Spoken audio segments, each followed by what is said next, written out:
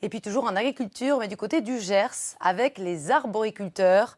En avril, la gelée a détruit jusqu'à 80% de la récolte dans certains vergers.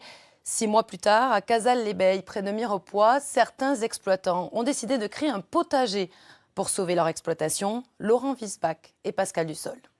C'est au mois de novembre, quand on a fini la cueillette, que les gens viennent ramasser les pommes. Les arbres sont comme ça. Et là, on est à peine début septembre et en fait, on voit une misérable pomme là-haut. Rares sont les galas et autres reines des rainettes à avoir survécu aux 4 nuits de gel consécutives du mois d'avril dernier.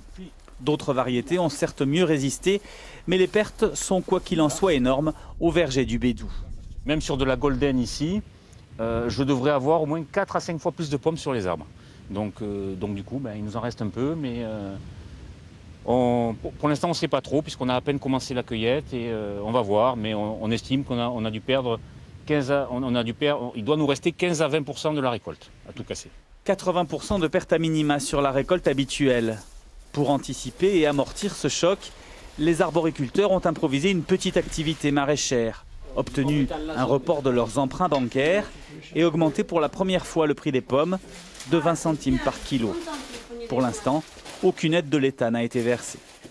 Nous attendons la visite de la DDT qui doit venir constater sur place la perte et nous espérons être classés en calamité agricole de façon à avoir une indemnisation de l'État par rapport à cette perte on se demande encore si on va arriver à remonter la pente. Voilà. Les conséquences de la gelée d'avril sont encore loin d'être terminées. Avec si peu de fruits, les arbres ont naturellement produit plus de bois.